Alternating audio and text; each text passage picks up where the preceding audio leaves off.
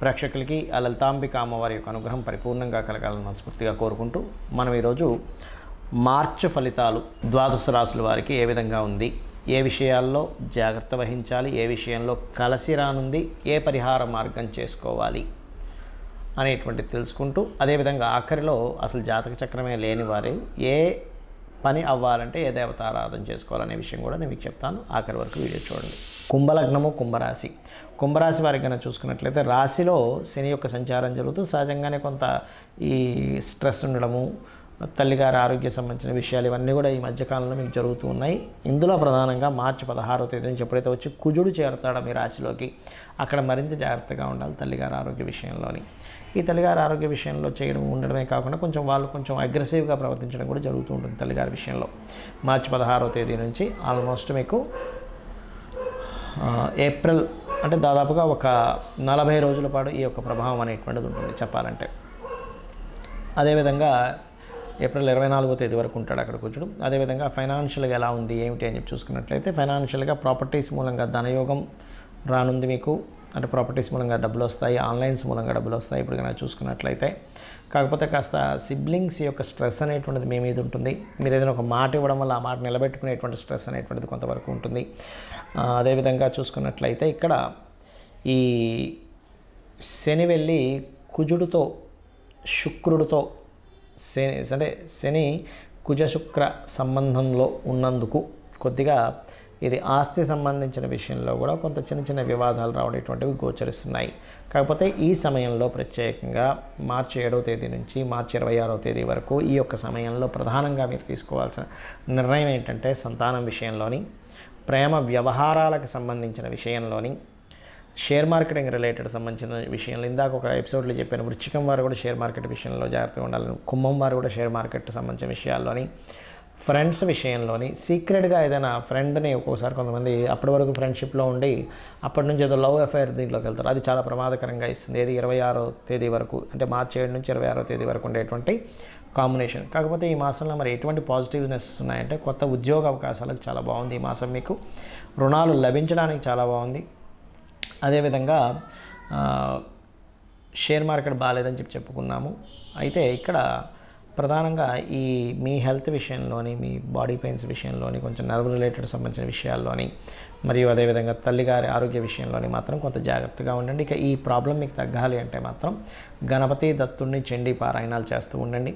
ఆ హోమాలకు కాస్త ఎక్కువగా అటెండ్ అవుతూ ఉండండి. ముఖ్యంగా నామస్మరణ ఎక్కువగా చేస్తూ ఉండండి. అన్ని విధాలా మీకు బాగుండడం జరుగుతుంది. అయితే ఇక్కడ ఏంటంటే మీరు దగ్గరలో గోశాల కనుక ఉన్నట్లయితే ఇంకా ఎక్కువ ఫలితం వస్తుంది. గోశాలకు వెళ్ళి గోవులకి క్యారెట్లు, బెల్లము, గోంగూర ఈ 3 పదార్థాలు ప్రధానంగా చేయండి. అంటే వీటితో కలిపిన ఉండలు 4 ఉండలుగా చేసి పెట్టినట్లయితే కూడా చాలా చక్కటి ఫలితాలు మీకు రావడం జరుగుతుంది. రాబోయేటువంటి అంటే దాదాపుగా ఫిబ్రవరి 6 నుంచి మనకి 125 రోజులు దాదాపుగా ఈ కుజ సంచారం ఉంది. అంటే మకరంలోని, కుంభంలోని, మీనంలోని ఈ కుజ సంచారం ఏమిటి అంటే దేశవ్యాప్తంగా కానివ్వండి, మనుషుల మీద కానీ దీని ప్రభావం ఎలా ఉంటుంది ఇండివిజువల్ రాసుల మీద అంటే కొద్దిగా గొడవలకు దారితీయడము, ఒక డ్రాస్టిక్ చేంజెస్ని ఊహించని విధంగా కొన్ని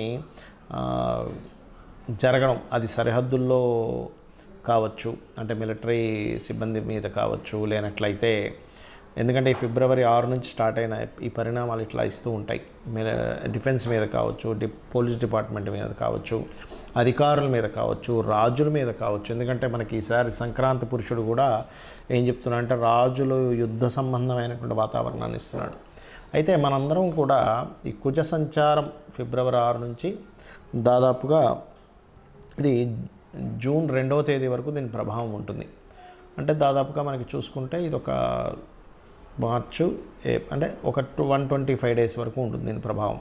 మరి ఈ సమయంలో అసలు అందరూ చేయవలసింది ఏమిటి అంటే ఎక్కువగా గుర్తుపెట్టుకోండి, నవగ్రహాలలో శని భగవానుడు, రాహువు, కుజుడు, రవి ఈ 4 గ్రహాలు గుర్తుపెట్టుకోండి. ఈ 4 గ్రహాల దగ్గర దీపారాధన చేయడం ఒకటి. రెండవది గణపతి తర్పణము, చండీ పారాయణము ఇవి కంపల్సరీ చేస్తూ ఉండాలి ప్రతి ఒక్కరు కూడా. ఇది గుర్తుపెట్టుకోండి. ఇవి చేస్తూ ఉన్నట్టయితే ఈ కుజుడి యొక్క ప్రభావం అనేటువంటి తగ్గి రకరకాల దేశాల్లో ఉంటూ ఉంటారు ఇండియన్స్ వెళ్ళి, అక్కడ ఏదైనా యుద్ధ వాతావరణం ఉన్నా కూడా కొంచెం ఇవన్నీ ఎందుకు చెప్పుకుంటామంటే యుద్ధ వాతావరణం వచ్చినప్పుడు మనకి ముందుగా సరుకులు ఒక 2-3 నెలలు సరిపోయిన సరుకులు ఇంట్లో ఉంటే ఇబ్బంది ఉండదు కాబట్టి ఇటువంటివి మెయిన్గా జాగ్రత్త పరచుకోవాల్సిన సందర్భాలు నడుస్తున్నాయి. అదేవిధంగా మత విద్వేష సంబంధమైనటువంటి కొన్ని గొడవలు ఇట్లాంటివి కూడా వస్తాయి ఈ కాంబినేషన్ ఉన్నప్పుడు. ఈ కుజుడు కనుక శనికి రాహుతో సంబంధాలు కలుగుతున్నప్పుడు.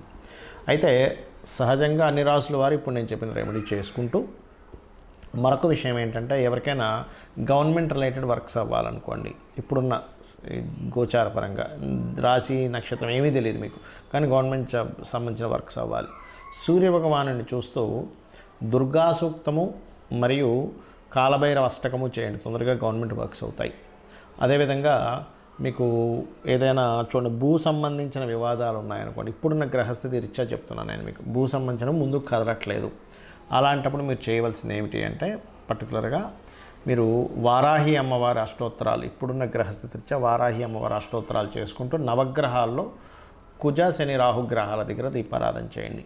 అదేవిధంగా ఫైనాన్షియల్ మ్యాటర్స్ ముందుకు కదలట్లేదండి, నాకు రాశి నక్షత్రం ఏమీ తెలియదు, అప్పుడు ఏం చేయాలి, ఇప్పుడున్న ఈ మంత్ ఉన్నటువంటి గ్రహస్థితి రీత్యా మీరు చేయవలసింది ఏమిటి అంటే పర్టికులర్గా మీరు శని రవి గ్రహాల దగ్గర దీపారాధన చేస్తూ ఓం సంపత్కరీ సమారూఢ సింధుర వ్రజ సేవితాయ నమః అనే మంత్రం చేసుకోండి. లేదా నవవిద్రుమ బింబశ్రీ న్యక్కారి రదనచ్చద, దీనికి ముందు ఓము లాస్ట్లో నమః కలుపుకొని ఓం నవవిద్రుమ బింబశ్రీ న్యక్కారి రదనచ్చదాయ నమః అనేటువంటి నామస్మరణ చేసుకోండి.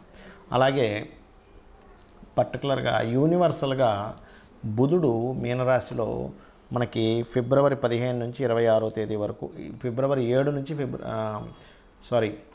మార్చి 7వ తేదీ నుంచి మార్చి 26వ తేదీ వరకు ఉంటాడు. అంటే దాదాపుగా 20 రోజుల పాటు అక్కడ దాని ప్రభావం ఉంటుంది మీనరాశిలో. కాబట్టి ఈ సమయంలో కొంత ఏదైనా అగ్రిమెంట్స్ చేసేటప్పుడు కానీ కొత్త బిజినెస్ స్టార్ట్ చేసేటప్పుడు కానీ కొంత జాగ్రత్తగా ఉండాలి. ఎందుకంటే బుధుడు నీచ స్థానంలో ఉన్నప్పుడు సర్వసాధారణంగా ఏదైనా బిజినెస్ సంబంధించిన ఇవి పెట్టాలంటే కూడా ఇంకా తప్పదు, పెట్టాలంటే కూడా చాలా జాగ్రత్తగా పెట్టవలసి వస్తుంది. ఎందుకంటే బిజినెస్ కారకుడు నీచ స్థానంలో ఉన్నాడు, అందుకని కొత్త బిజినెస్ స్టార్ట్ చేయడానికి కానీ ఇటువంటి వాటికి కొంత జాగ్రత్త వహించాలి. అలాగే మరొకటి ఏంటంటే ఇక్కడ టీచింగ్ రిలేటెడ్, ఆన్లైన్ రిలేటెడ్ సంబంధించిన టీచింగ్స్ ఇట్లాంటి వాటికైతే బాగుంది. సో అందరికీ చూసుకున్నట్లయితే అలాగే వివాహ సంబంధించినవి కుదరాలంటే కూడా ఇప్పుడున్న గ్రహస్థితి రీత్యా కాస్త మీరు లక్ష్మీ గణపతి ఆరాధన చేయడము, రావి చెట్టు చుట్టూ ప్రదక్షిణాలు చేయడము, కామేశబద్ధ మాంగళ్య సూత్ర శోభిత కందరాయ నమః అనే నామస్మరణ చేయడం, ముఖ్యంగా గణపతి ఆలయాలకు ఎక్కువగా వెళ్తున్నట్లయితే ఇప్పుడున్న గ్రహస్థితి రీత్యా తొందరగా మీకు వివాహ సంబంధించిన ముఖ్యంగా మొదటి వారం మార్చి మాసంలో మొదటి వారం ఇది ఎక్కువగా చేయాలి. దాని తర్వాత కాస్త సూర్య భగవానుని చూస్తూ లలిత చదువుకుంటే కూడా మీకు వివాహ సంబంధించిన కుదురుతాయి. ఇది అందరికీ జనరల్గా చెప్తున్నాను. ఇక మీరు ఇవి చేస్తూ వీలైనంత మట్టుకు రాహువు మనకి మీనరాశిలో సంచరిస్తున్నాడు కాబట్టి ఇంకొక సంవత్సరం 4 నెలలు ఉంటాడు కాబట్టి అమావాస్యలు స్వయం పాకం ఇవ్వండి. దీనివల్ల మీకు ఉద్యోగ సంబంధించిన సమస్య కానీ, వివాహం కానీ, అనారోగ్యాలు కానీ, గొడవలు కానీ, మోసపోతున్నాం అనే ఫీలింగ్ ఉన్నా, వివాహ జీవితంలో బాగోపోయినా అన్నీ కూడా సెట్ అవుతాయి. శ్రీమాత్రే నమః.